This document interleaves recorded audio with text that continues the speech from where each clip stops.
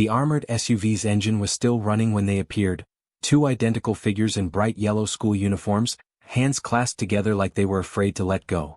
Twin braids bouncing in perfect sync, matching scuffed backpacks pressed against their small backs. They stood frozen at the edge of the circular driveway, eyes locked on the man emerging from the vehicle. The man their mother had spent 8 years teaching them to avoid. The man whose footsteps made the mansion staff disappear into side hallways. The man whose silence could empty a room faster than a fire alarm. Jaxson the ghost Thorne. He was halfway to the mansion's side entrance when one of them, Zora or Zuri, even their mother struggled to tell them apart, broke formation and ran forward. Mr. Thorne. Her voice cracked on his name. Please, sir. We need. Her sister caught up, completing the sentence breathlessly. You to walk us to school. The entire security detail went rigid. Marcus, the head of personal protection, reached instinctively for his concealed weapon. The groundskeeper near the fountain pretended to study his pruning shears with sudden intensity. Even the house manager, Mrs. Chen, who'd witnessed 1,000 impossible things in this estate, stopped mid-step in the doorway, her clipboard pressed against her chest like a shield. No one approached Jaxson Thorne like this. People came to him in basement rooms with sweating palms, asking for extensions on debts that would cost them more than money. They came with offerings, with intelligence, with betrayals wrapped in silk. But never this. Never desperation in yellow school uniforms. Never twin girls who shouldn't have even known his first name. Jackson's hand paused on the door handle. He turned slowly, his tattooed neck catching the morning light, the blackwork serpent seeming to coil tighter. His expression was unreadable. The same face that had negotiated with Colombian cartels, stared down federal prosecutors, ordered executions with a single nod. He studied them for 3 long heartbeats. Identical faces. Identical terror poorly hidden behind identical determination. Then he did something his security team would replay in their minds for months. He knelt on the asphalt. Right there in the driveway, his expensive Italian suit touching the ground, his tattooed hands resting on his knees. Why? He asked, his voice low and deliberate. Don't you feel safe? The twins exchanged a glance, that wordless twin language their mother said they'd developed in the womb. Then Zuri pointed past the estate's wrought iron gates, past the manicured hedges and security cameras that only watched what mattered to the family inside. A dark sedan was parked across the street. Had been parked there for 3 weeks now, on and off. Different times, same location, same driver. A man leaned against it, face partially obscured by a baseball cap, but his posture was all wrong. Too still. Too focused. Too hungry. He follows us, Zora whispered, her small hand finding her sister's again. Every morning. Mama called the police twice. They said they'd send a patrol car. They never did, Zuri finished. Jackson's jaw tightened almost imperceptibly. His eyes, pale gray, the color of winter storms, tracked to the sedan with the precision of a predator identifying prey. He knew that vehicle. Not specifically but categorically. He recognized the hunting pattern, the territorial testing. This wasn't random. This was deliberate positioning within his district, a calculated violation of the boundaries that kept his world and the civilian world separate. Cyrus Vance's network. The realization hit him like cold water. Vance's trafficking operation had been probing the edges of his territory for months, testing, watching, mapping the gaps in protection. And he'd found the biggest gap of all, the staff quarters. The children of maids, gardeners, cooks. The invisible people who lived in the shadows of power but enjoyed none of its protection. People Jaxson hadn't even thought to shield because until this moment, they'd followed the unspoken rule his mother had died believing in. Don't be seen. Don't matter. Don't ask. Zora's voice pulled him back. Small but steady. Braver than most men who'd sat across from him in negotiation rooms. We just want to get to school today. Just today. Please. Just today. As if survival was something you borrowed one morning at a time. Jaxson stood slowly, his knees cracking slightly, a reminder he wasn't the young enforcer anymore, that he'd built an empire on calculated distance from exactly this kind of complication. But then he looked down at them again. Twin faces looking up at him with the same expression he'd seen in his own mother's eyes the night 3 men kicked down their apartment door when he was 9. The night she'd pushed him into a closet and told him not to make a sound no matter what he heard. The night he'd learned that some people were born to be protected, and others were born to be used. His hand, tattooed knuckles that had broken jaws and signed death warrants, extended between the twins.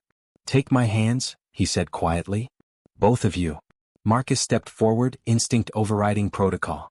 "Boss, the morning meeting is cancelled."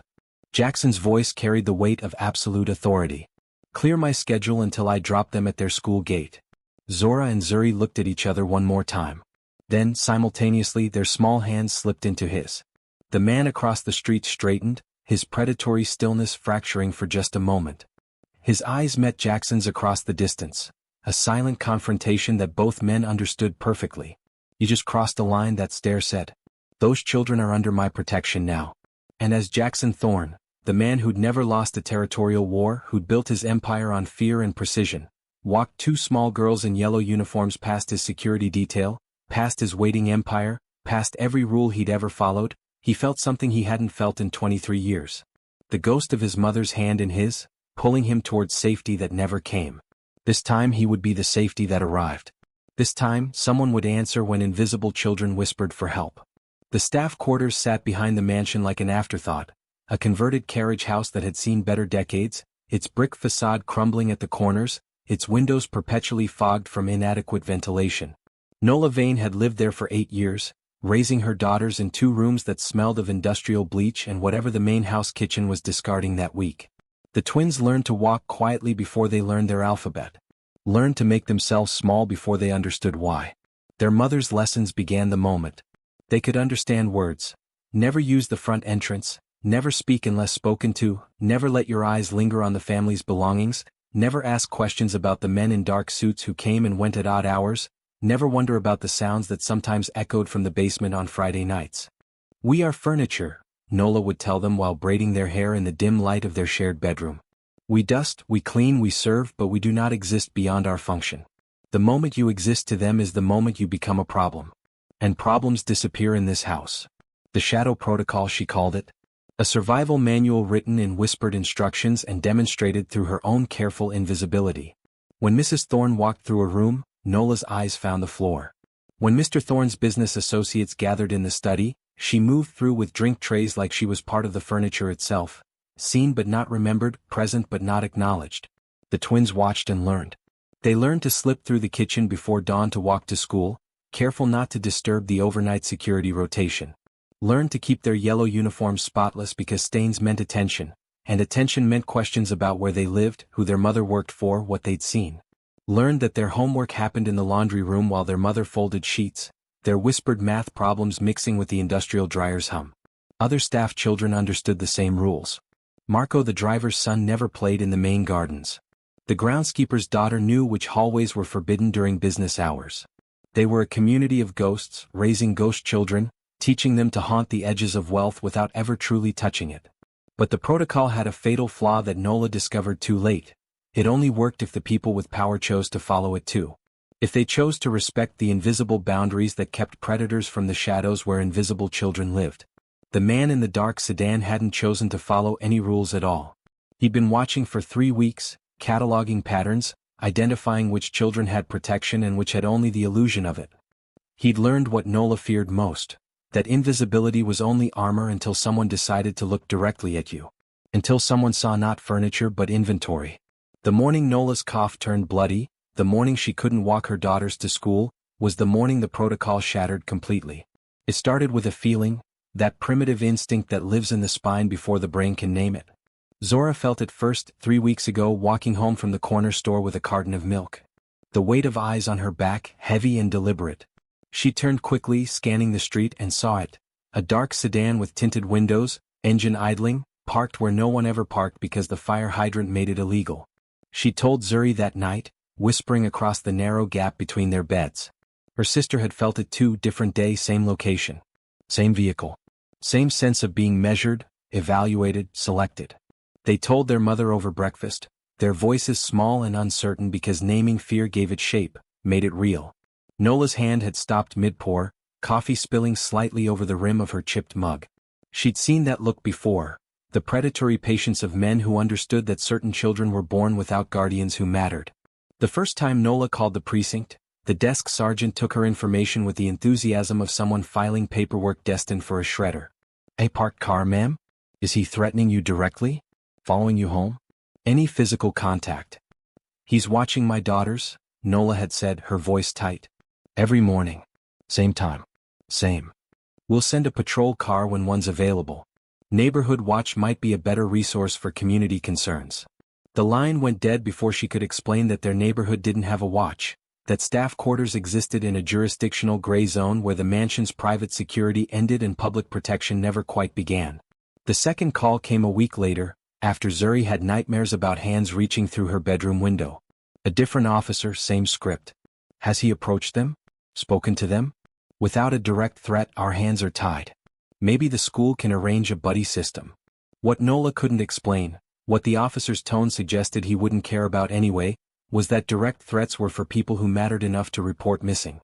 Men like the one in the sedan understood which children existed in official records and which ones lived in the margins, documented only by their mother's employment papers and expired Medicaid cards. The twins learned to recognize the sedan's silhouette, the way it appeared and disappeared on their route like a bookmark holding their place. They walked faster on the blocks where it waited, their hands finding each other's automatically, their backpacks pressed tight against their spines as if fabric and notebooks could shield them. Zora started cataloging details the way Nola had taught her to inventory the mansion's silver. License plate obscured by strategic dirt, driver always wearing a baseball cap, passenger seat empty but the back windows dark enough to hide anything. Zuri noticed the timing, how he arrived exactly 17 minutes before their usual departure, how he'd idle for 43 minutes then vanish. They were being studied. Patterned. Prepared for something their 8-year-old minds couldn't fully name but their bodies recognized as the moment before prey stops running and starts screaming. The cough had been building for weeks, a dry rasp that Nola tried to muffle into dish towels while she worked. She couldn't afford to be sick. Staff illness meant unpaid days, and unpaid days meant choosing between rent and groceries in a household where both were already balanced on a razor's edge. But Tuesday morning her body made the choice for her. The twins woke to find their mother still in bed, her face flushed with fever, her breathing shallow and wet. When she tried to sit up, her whole frame shook with coughing so violent that Zuri ran for water and Zora pressed a cold washcloth to her forehead with hands that trembled. "I'm fine," Nola whispered, the lie transparent in her glassy eyes. "Just give me 10 minutes. I'll walk you." But 10 minutes became 20, and her fever climbed higher.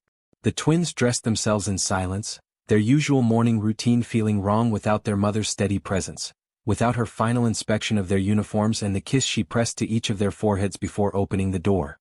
Zora checked the clock, 7:42. School started at 8:15. The walk took 23 minutes if they hurried, longer if they took the safer route through the commercial district instead of cutting through the residential blocks where the sedan usually waited. "We could stay home," Zuri suggested, her voice small. "Take care of Mama." But Nola had been firm about this, even through her fever haze.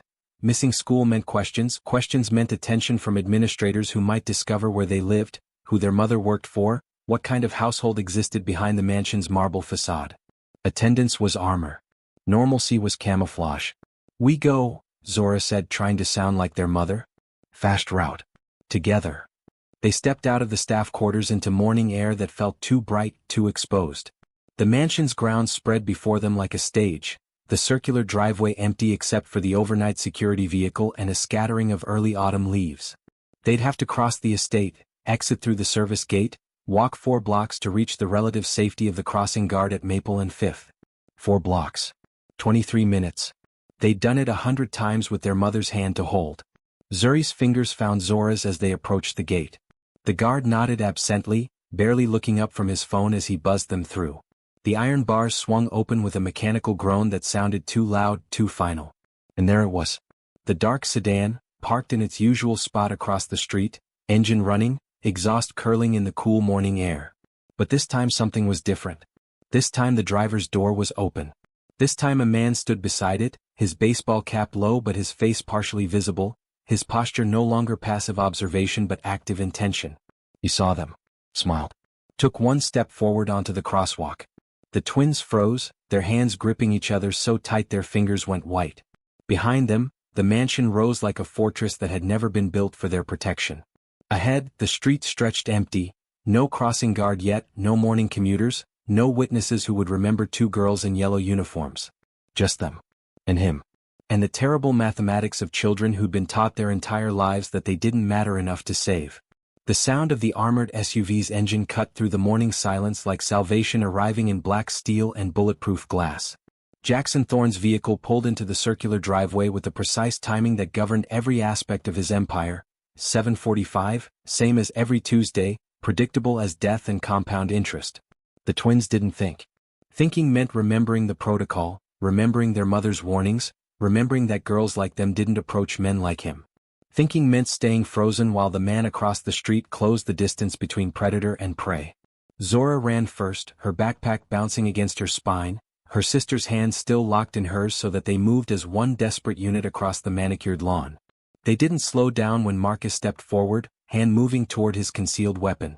Didn't stop when the driver barked something sharp and urgent. They ran until they reached him, the man emerging from the SUV, the man whose tattooed neck was visible above his collar, whose reputation made their mother check door locks twice before sleeping. Mr. Thorne. Zora's voice cracked on his name. Zuri finished the thought, breathless. Please, sir.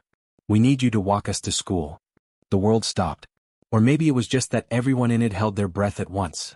The security detail, the groundskeeper, Mrs. Chin frozen in the doorway with her clipboard pressed against her chest like a shield. Even the morning birds seemed to pause their singing.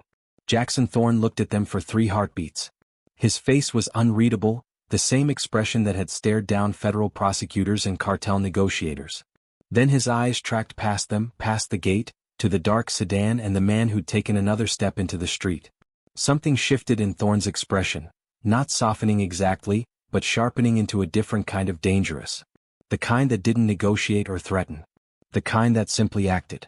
He knelt on the asphalt. The motion was deliberate, almost ceremonial.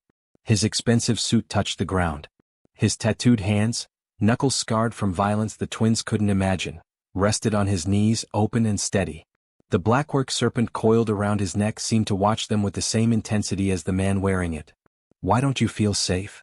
His voice was low, careful, the same tone someone might use approaching a wounded animal. The twins pointed together, their free hands moving in sync. Across the street, the man beside the sedan had stopped mid-step, his predatory confidence fracturing as he processed what he was seeing. A kingpin kneeling for staff children. A ghost making himself visible for girls who were supposed to be invisible. Zora found her voice first, small but steady. He follows us. Every morning. Mama called the police twice. They never came, Zuri whispered. Jackson's jaw tightened almost imperceptibly. His pale gray eyes, winter storm eyes, tracked to the sedan with the precision of a predator identifying competition. He knew that pattern, that territorial testing. Cyrus Vance's network, probing the gaps in his protection, finding the children who lived in shadows. His hand extended between them, tattooed knuckles catching the morning light. Take my hands? Both of you. Marcus stepped forward, protocol overriding common sense. Boss, the morning meeting is cancelled. The words carried absolute authority. Clear my schedule. Zora and Zuri looked at each other one last time. Then their small hands slipped into his. The walk to school took 23 minutes, but Jaxson learned everything he needed to know in the first 5 blocks. Not from questions, he asked none, but from the way people reacted to seeing him on foot, flanked by 2 children in yellow uniforms, his tattooed hands visibly holding theirs. Shop owners paused mid-sweep on their storefronts. A postal worker nearly dropped her mail bag. 2 men smoking outside a bodega stubbed out their cigarettes and disappeared inside so fast their smoke still hung in the air. This wasn't his territory in the traditional sense. No product moved through these blocks, no collections happened in these mom-and-pop stores. But everyone knew the boundaries. Everyone knew the mansion on the hill cast a shadow that reached exactly this far and no further. Which meant Cyrus Vance knew it too. The realization settled in Jackson's chest like cold iron. This wasn't random predation. This was a territorial probe disguised as opportunism, a test of the gaps in his empire's armor. Vance's network had been expanding south for months, absorbing smaller operations, consolidating supply chains for his trafficking pipeline. The federal task force was closing in, making his usual hunting grounds too hot, forcing him to innovate. And he'd found the perfect innovation, the invisible children. Staff quarters kids who lived inside the boundaries of protected estates but enjoyed none of their security. Children whose disappearances wouldn't trigger Amber Alerts or press conferences, whose mothers couldn't afford to miss work to file police reports, whose existence was documented only in expired Medicaid cards and employment paperwork filed in basement archives. Vance was sending a message with surgical precision. I can reach inside your world and take what I want, and you won't even notice until it's gone. The twins walked close to him, their steps synchronized, their backpacks bouncing. They didn't speak, but Jaxson felt their grip tighten whenever a car passed too slowly, whenever a stranger appeared too suddenly from a side street. Zuri flinched when a motorcycle backfired 3 blocks away. Zora's breathing quickened every time they approached an intersection. 3 weeks of being hunted had rewired their nervous systems. They were 8 years old and already fluent in the language of prey. Marcus followed 10 paces behind in the SUV, his phone pressed to his ear, already making the calls that would matter. His voice was low but urgent, feeding information up the chain. "Boss is walking the estate staff's kids to school?" "Yeah, I know." "Cyrus Vance's crew has been watching them?" "No, he made the call himself." The crossing guard at Maple and 5th did a double take that would have been comical under different circumstances. Her whistle hung forgotten around her neck as Jaxson Thorne, the man whose name she'd heard whispered in church prayer circles and police scanner chatter, walked 2 small girls across the crosswalk like it was the most natural thing in the world. The school's chain-link fence came into view, children streaming through the gates in clusters of bright backpacks and morning chaos. Safe. Normal. Everything the twins hadn't felt in 21 days. Jaxson knelt again at the school entrance, his suit jacket creasing, his eyes level with theirs. "Tomorrow morning," he said quietly, "I'll be at your gate at 7:45.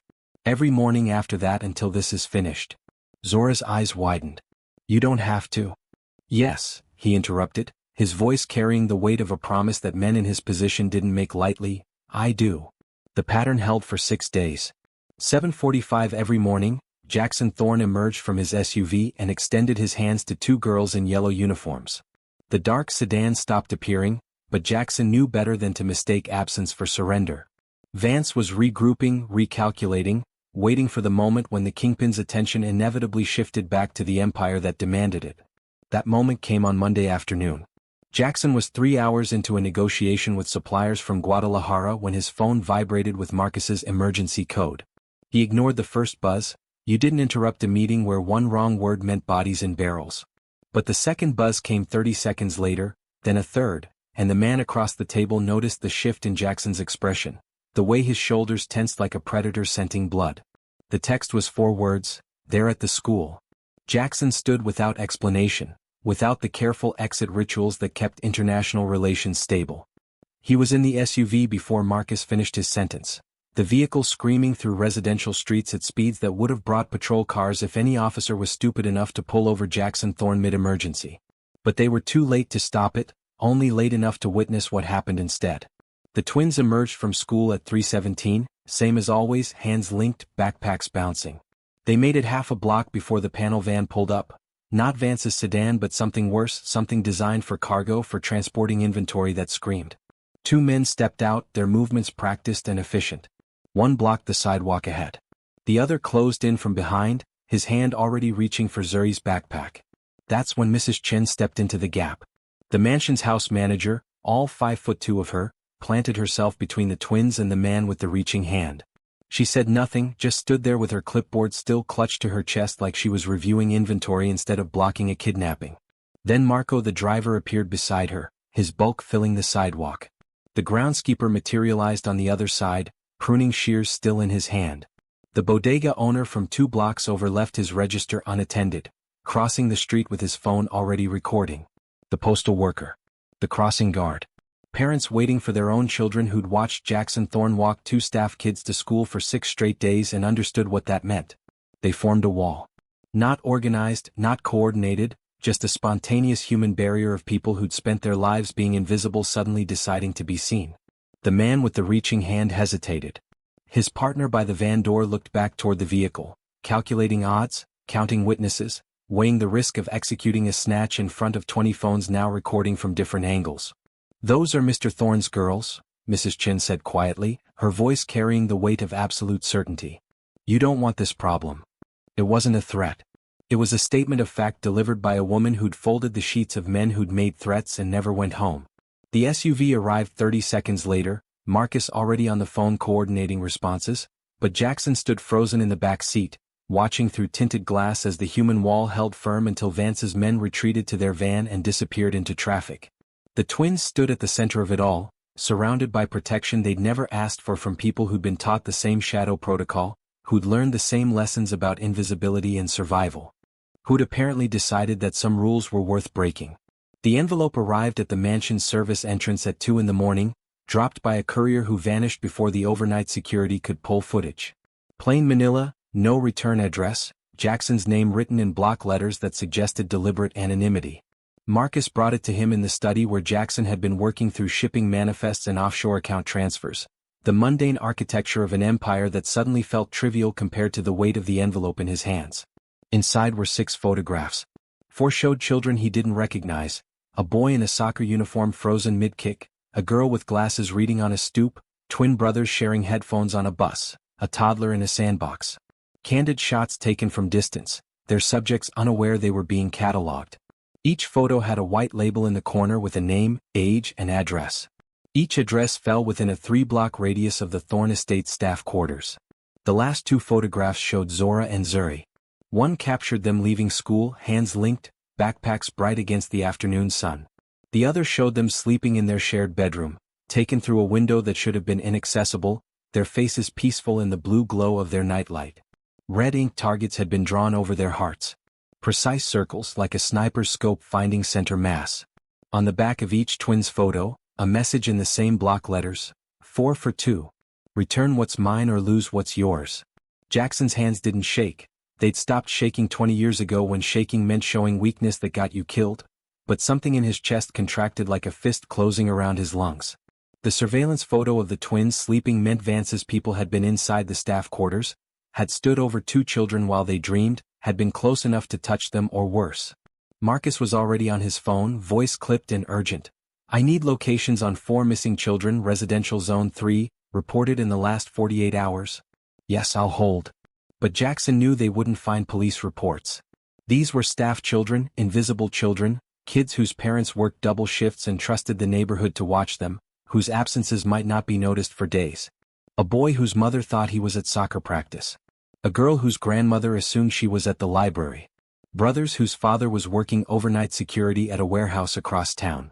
Vance had chosen his inventory carefully, children from the same demographic as the twins, proving he could harvest from Jackson's territory at will, that the human wall meant nothing if he simply looked 1 block over, 2 blocks away, anywhere the shadow of protection didn't quite reach. The mathematics were brutal and clear.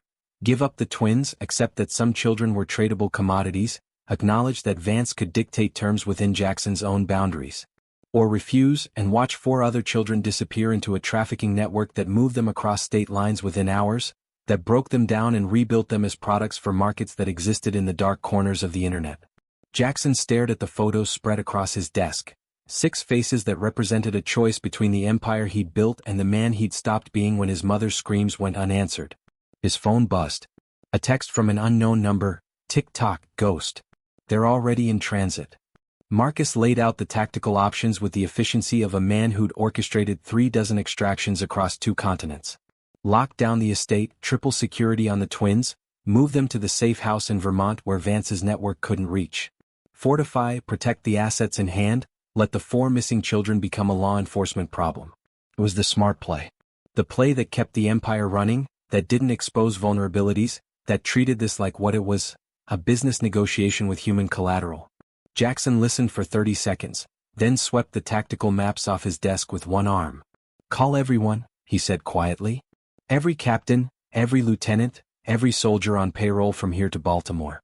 I want every eye we own on the street, every informant activated, every favor we're owed called in tonight." Marcus froze mid-sentence. "Boss, that kind of mobilization, the feds will notice. Our competitors will see the exposure. We've got 3 major deals closing this week. Cancel them." Jackson's voice carried the weight of a decision that would cost him millions, that would signal weakness to organizations that circled weakness like sharks scenting blood. Cancel everything. The ghost network goes dark on everything except finding those 4 children. Jaxson. Marcus used his first name, something he only did in private, when the weight of friendship outweighed the chain of command. "If we deploy our entire operation for staff kids, every organization from here to Chicago will know we're vulnerable. They'll see compassion as weakness. You'll spend the next 5 years putting out fires. Then I'll spend 5 years." Jaxson stood, his chair scraping back with finality. "But I won't spend 1 more hour knowing 4 children are being transported to a nightmare because I chose to protect my profit margins." He pulled out his phone, started making calls himself, his voice carrying through the study's open door where Mrs. Chin stood frozen with a tea service she'd been bringing in, where the night security detail could hear their boss dismantling the rules that had governed his empire for 15 years. The calls went out in concentric circles of urgency. Street captains who controlled territories from the docks to the suburbs.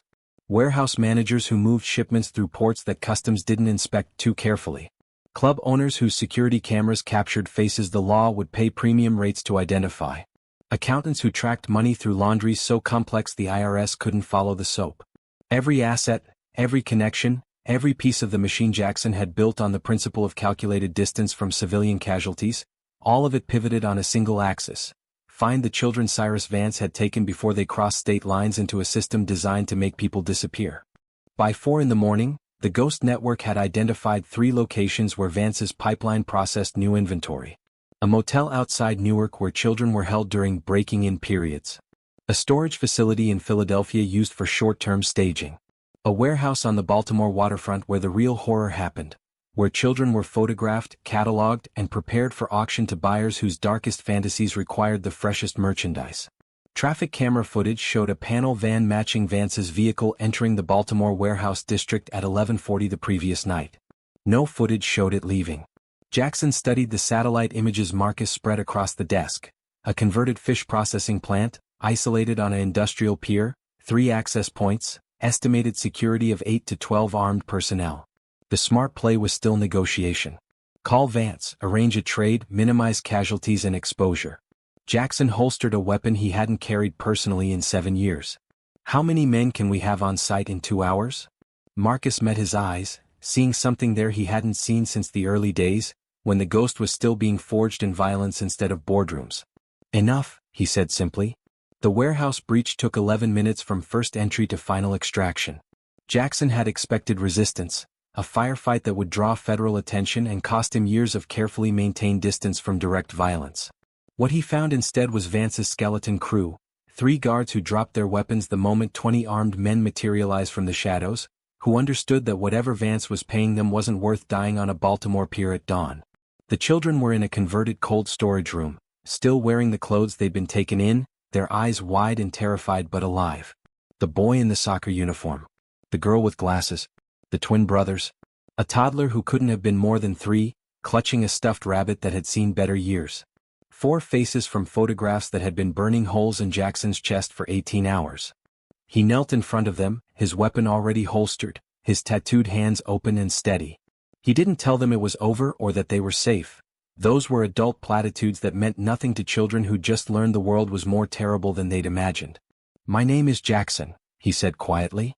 "I'm taking you home now." The media never got the full story. The Baltimore PD found the warehouse empty except for zip-tied security guards and an anonymous tip about Cyrus Vance's location at a truck stop in Delaware. By the time federal marshals arrived, Vance was already in custody, his laptop full of evidence that would keep prosecutors busy for years. His network collapsed like a house of cards once the Foundation was arrested. The children returned to their families with stories they'd been instructed to keep vague. Bad men, a rescue, policemen who'd helped them. Their parents knew better, knew the shape of the ghost's intervention, but some gifts weren't meant to be acknowledged aloud. Jaxson stood in the mansion study 6 weeks later, signing incorporation papers for a foundation that would make lawyers at the IRS suspicious and competitors confused. The Invisible Children's Fund, with an endowment that would raise eyebrows and board members pulled from the staff quarters. Mrs. Chin, Marco, the groundskeeper, parents who understood which children needed protection because they'd raised them in shadows. Security patrols now included the residential zones, not just the estate proper. Scholarship funds for private school. After-school programs in converted warehouse space. A 24-hour hotline that actually answered, run by people who understood that some children's emergencies didn't get police responses. The neighborhood changed slowly, then all at once. Children walked to school without looking over their shoulders. Parents worked their shifts knowing someone was watching their kids who actually cared if they came home. The staff quarters became visible in ways that mattered, not as a liability to hide but as a community worth protecting.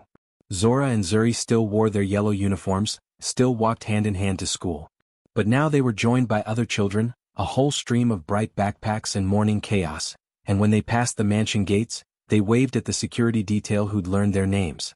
Nola Vane led the community watch meetings in the converted carriage house, her voice steady with the authority of someone who'd survived by being invisible but chose to be seen. She still worked for the Thornes, still cleaned their rooms and served their guests, but the protocol had been rewritten. Some furniture, it turned out, was meant to stand up and speak. Jaxson watched from his study window some mornings, saw the river of children flowing past his gates, and felt the ghost of his mother's hand in his, the one that had pulled him toward safety that never came. He couldn't bring her back, couldn't undo the night 3 men kicked down their door and the world learned he didn't matter.